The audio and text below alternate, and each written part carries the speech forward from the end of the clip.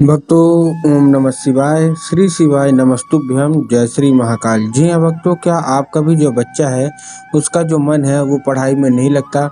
आप लोग उसकी पढ़ाई के लिए बहुत ज़्यादा चिंतित हैं, आप लोग उसके करियर के लिए बहुत ज़्यादा चिंतित हैं।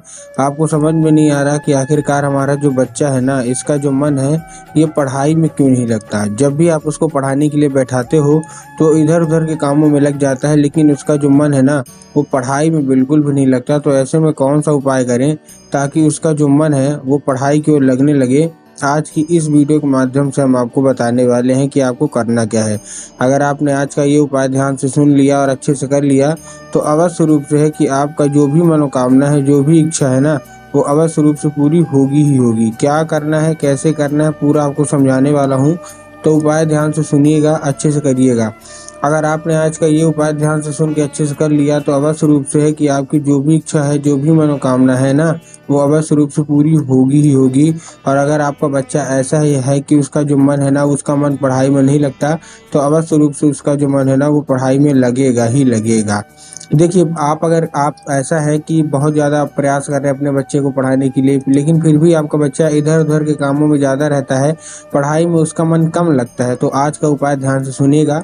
पूज्य गुरुदेव की ही कथा सुन के और बहुत अच्छे से समझ के आपके लिए लेके आया हूँ। तो अगर आपने आज का उपाय ध्यान से सुना, अच्छे से किया, तो अवश्य रूप से आपका जो बच्चा है वो पढ़ेगा ही पढ़ेगा। देखिए, पूज्य गुरुदेव की जो कथा होती है ना, जैसे कि आपको पता होगा कि पूज्य गुरुदेव की कथा में लाखों की भीड़ आती है। कैसे आती है? लाखों की भीड़ आती है। और जब गुरुदेव की कथा में लाखों की भीड़ आती है तो वहाँ ज़्यादातर भक्त जो रहते हैं वो क्या करते हैं, पत्र के द्वारा अपनी जो भी उनकी इच्छा रहती है, जो भी उनकी मनोकामना रहती है ना, वो पत्र के द्वारा अपनी मनोकामना गुरुदेव तक पहुँचाते हैं। तो अभी आज से 7-8 महीना पहले की बात है, गुरुदेव की कथा चल रही थी। गुरुदेव की कथा में लाखों की भीड़ आई। जब गुरुदेव की कथा में लाखों की भीड़ आई तो ज्यादातर जो भक्त थे उन्होंने क्या किया, पत्र के द्वारा अपनी मनोकामना गुरुदेव तक पहुंचाई। जब गुरुदेव के पास पत्र पहुंचा और गुरुदेव ने पत्र पढ़ा तो वहां उन्होंने देखा कि ज्यादातर लोगों का केवल और केवल एक ही मनोकामना है। क्या मनोकामना है? कि गुरुदेव, हमारा जो बच्चा है ना, उसका जो मन है ना वो पढ़ाई में बिल्कुल भी नहीं लगता। कृपया करके कोई उपाय बता दें ताकि जो हमारा बच्चा है उसका जो मन है ना वो पढ़ाई की ओर लगने लगे। हम बहुत ज़्यादा प्रयास कर रहे हैं, बहुत ज़्यादा मेहनत कर रहे हैं अपने बच्चे को पढ़ाने के लिए, लेकिन फिर भी हमारा जो बच्चा है ना उसका जो मन है वो पढ़ाई में नहीं लगता। कृपया करके कोई उपाय बता दें। जब गुरुदेव ने ये देखा कि बहुत सारे लोग परेशान हैं कि हमारा जो बच्चा है नहीं पढ़ रहा, कृपया करके कोई उपाय पूछ रहे हैं, तब गुरुदेव ने 2 से 3 उपाय बताए और कहा केवल और केवल ये उपाय कर लेना, तुम्हारा जो भी बच्चा है जिसका मन पढ़ाई में नहीं लगता, अवश्य रूप से उसका मन है ना वो पढ़ाई की ओर लगने ही लगेगा। आपको कुछ करने की जरूरत नहीं पड़ेगी, आपका बच्चा अवश्य रूप से पढ़ेगा ही पढ़ेगा। जब गुरुदेव ने ये देखा, तब गुरुदेव जब मतलब उपाय बताया तो लोगों ने जा जाके इस उपाय को अपने घर में करना शुरू कर दिया। अब जैसे ही लोगों ने जा जाके इस उपाय को अपने घर में करना शुरू कर दिया, मात्र 1 से 1.5 महीने के बाद वही लोग गुरुदेव की कथा में वापस आए। और जैसे ही वही लोग गुरुदेव की कथा में वापस आए, उन्होंने फिर से गुरुदेव को पत्र लिखा। लेकिन इस बार का जो पत्र था ये गुरुदेव को धन्यवाद के रूप में पत्र था कि गुरुदेव धन्य हो आपका, आपके द्वारा बताया गया उपाय हमने कर लिया है। हमारी जो कोई भी इच्छा थी, जो कोई भी मनोकामना थी ना, वो अवश्य रूप से पूरी हो गई है। आपका कोटि कोटि धन्यवाद। तो देखिए, अगर आप लोग भी जानना चाहते हैं कि आखिर ऐसा कौन सा उपाय है जिसको करने मात्र से लोगों की सारी मनोकामनाएं पूरी हो जाती हैं, सारी की सारी इच्छाएं पूरी हो जाती हैं, तो चलिए हम बताते हैं आपको आज की इस वीडियो के माध्यम से कि आपको करना क्या है। बस आपको आज का ये वीडियो ध्यान से सुन लिया और अच्छे से कर लिया तो अवश्य रूप से आपकी सारी की सारी मनोकामनाएं पूरी होगी ही होगी। पूज्य गुरुदेव की कथा सुन के बता रहा हूँ। तो देखिए, चलिए हम बताते हैं आपको उपाय कौन सा है, लेकिन उससे पहले चैनल पर अगर पहली बार आए हैं और आवाज़ मेरी पहली बार सुन रहे हैं तो वीडियो कर दें लाइक और चैनल को भी कर लें सब्सक्राइब, ताकि पूजनीय पंडित प्रदीप जी मिश्रा के रोज नए नए उपाय जो कि मैं उनकी कथा से सुनता हूँ, श्रवण करता हूँ, सबसे पहले मैं आपको प्राप्त करा सकूँ। तो देखिए, जो हमारा पहला उपाय है वो 3 काली तिल और 1 धतूरे का उपाय है। अब 3 काली तिल और 1 धतूरे का उपाय में आपको देखिए करना कैसे है वो भी हम आपको बता देते हैं। इस उपाय में आपको करना क्या है, देखिए सिंपल सा मैं आपको बता रहा हूँ। इस उपाय में आपको 3 काली तिल और 1 धतूरा लेना है। अब देखिए काली तिल और काली मिर्च में ना बहुत सारे लोग कंफ्यूज होते हैं कि काली तिल क्या है, काली मिर्च क्या है, हमको थोड़ा साफ-साफ बताइए। तब गुरुदेव ने साफ-साफ बताया है कि आप जिस भी शिव मंदिर जा रहे हैं, उस शिव मंदिर का जिधर साइड मतलब जलाधारी होगा, आपको उधर ही साइड करके खड़े होना है पहली चीज़। तो सबसे पहले तो आपको काली तिल लेना है 3 और उसके साथ-साथ 1 धतूरा। आप पहुँच गए शिव मंदिर जैसे पहुँचेंगे तो जैसा मैंने अभी आपको बताया जिधर साइड शिव मंदिर की जलाधारी रहेगी, आपको अपना चेहरा उधर साइड करके खड़े हो जाना है, ठीक। खड़े हो गए, खड़े होने के बाद आपको करना क्या है, जैसे आप खड़े हो गए, खड़े होने के बाद आपको एक नाम लेके, ये उपाय आपको अपने बच्चे से कराना है। आपको एक नाम लेके श्रम्भेश्वर महादेव, किसका?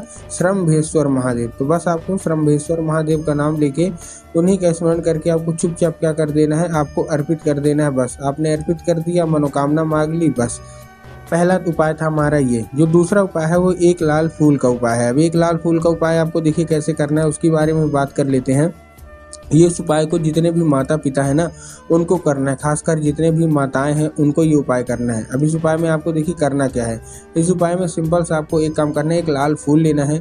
लाल फूल आप कोई सा भी ले सकते हैं, गुलाब का ले लीजिए, गुड़हल का ले लीजिए, जो भी आपका मन है आप ले लीजिए, ठीक। लेने के बाद आपको करना क्या है, जैसे आपने ले लिया, अब ये सबसे अच्छी बात इस उपाय की ये भी है कि इस उपाय को आपको अपने घर में ही करना है और कहीं नहीं करना।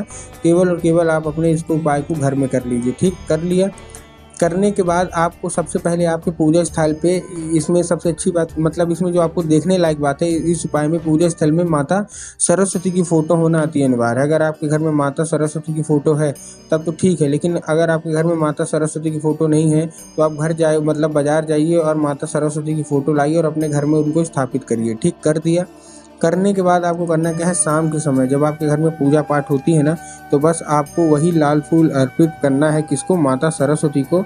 और माता सरस्वती से उसको औषधि के रूप में मांगना है कि माता कृपया करके हमको उसको औषधि के रूप में प्रदान करिए। अब क्या होगा, वो औषधि बन जाएगा। अब उसी रात जब आपका बच्चा खाना पीना खा के सो जाए तो बस आपको करना क्या है, वही लाल फूल उठाना है और अपने बच्चे के माथे पे 2 से 3 बार आपको चुपचाप फेर देना है, बस। पूज्य गुरुदेव कहते हैं कि इस फूल के जरिए स्वयं माता सरस्वती उसके दिमाग में प्रवेश कर जाती हैं और उसका जितना भी दिमाग इधर उधर के कामों में लगता था, अब न लग के केवल और केवल उसका जो मन है ना वो पढ़ाई की ओर ही लगेगा, ठीक है। ये था हमारा दूसरा उपाय। अब हम चलते हैं अपने तीसरे और आखिरी उपाय की ओर।